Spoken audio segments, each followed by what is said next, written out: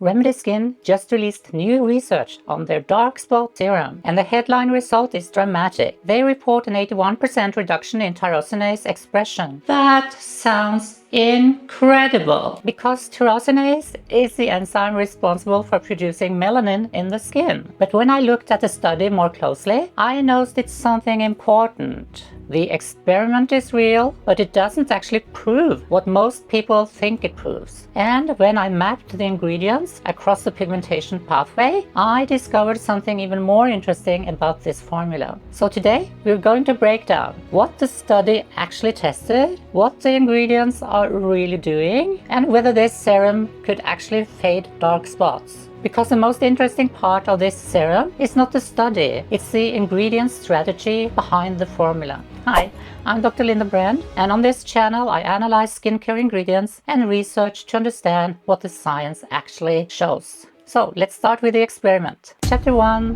What the study claims. Remedy Skin reports 2 laboratory studies. Both were done using ex vivo human skin. That means real human skin tissue, usually obtained during surgery and kept alive in a laboratory environment. The skin samples were exposed to UV radiation, then treated with a serum. The researchers measured 2 things. First, tyrosinase gene expression, and this was measured using RT-qPCR, and they reported an 81% reduction. Second, they measured melanin levels using a histology stain called Fontana-Masson. This stain highlights pigment in tissue sections, and in this study melanin density was reduced by about 51%. The statistical significance reported was extremely strong, p less than 0.0001. But there's an important detail. The sample size was 6 explants, and that changes how we should interpret this data. Chapter 2. What the study actually proves. Studies like this are called ex vivo mechanistic studies.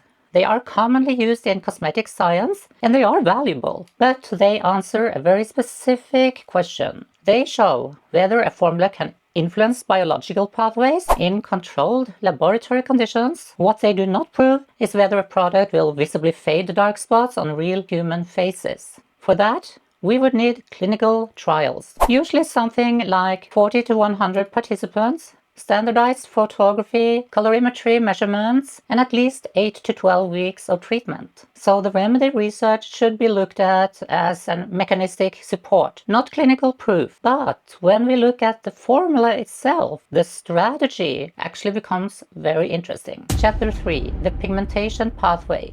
Hyperpigmentation develops through a sequence of steps. First, UV exposure and inflammation active melanocytes. Second, those melanocytes produce melanin. Third, melanin is transferred into surrounding skin cells. And that's what eventually becomes a visible dark spot on your face. Most brightening serums target only one step, usually the enzyme tyrosinase, but this formula targets multiple stages of pigmentation biology. Chapter 4. Ingredient breakdown.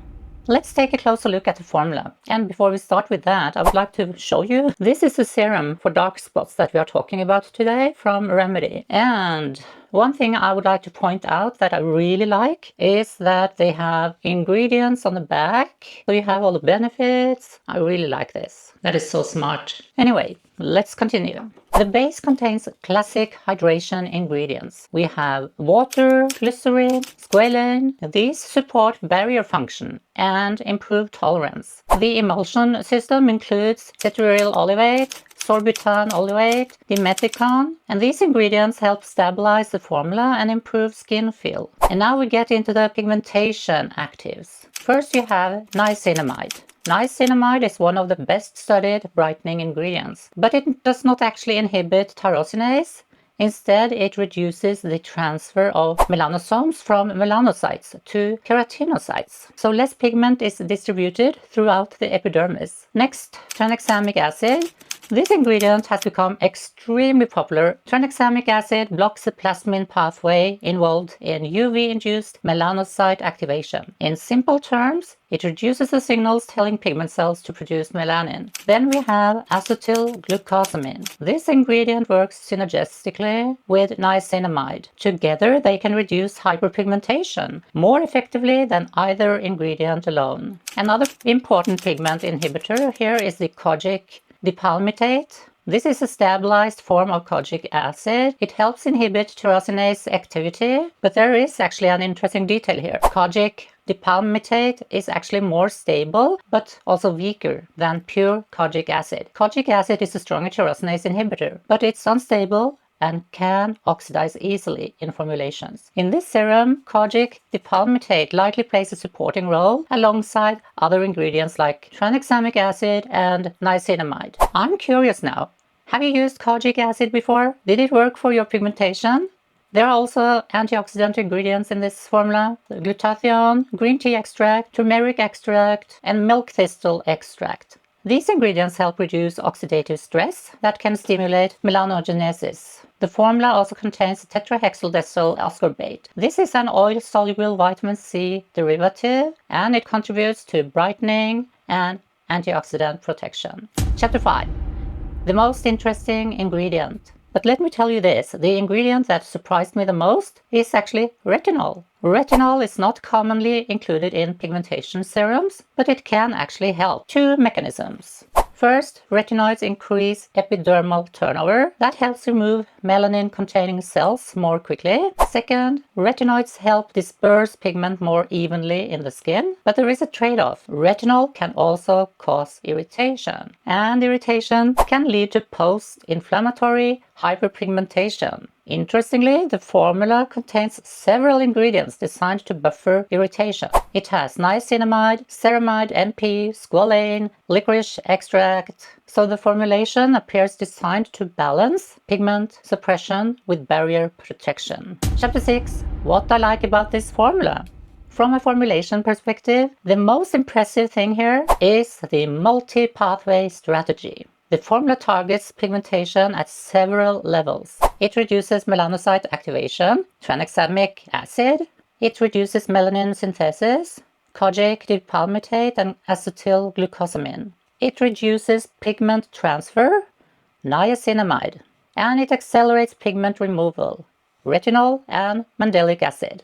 That combination makes biological sense, using multiple pathways at the same time. And if you didn't know, this is actually developed by a dermatologist, Dr. Shah. Chapter 7. My thoughts. So is the research trustworthy? Yes, as preclinical mechanistic evidence, but it should not be interpreted as clinical proof that the serum removes dark spots. The real strength of this product is not the lab study, it's actually the ingredient strategy behind the formula. From a formulation perspective, the most interesting aspect of this serum is its multi-pathway strategy for targeting pigmentation. In my opinion, this is a thoughtfully designed dark spot serum. And ultimately, the true test of any product is how it performs on real skin over time. And in my next review video, I'll show you my full experience testing multiple products from the Remedy line. If you enjoy deep dives into skincare science, subscribe to this channel and join our community, because this is exactly the type of research we analyze here. You might also enjoy my deep dive into peptides and how they actually influence collagen production. I'll link it right here, and I'll see you in the next one. Bye bye!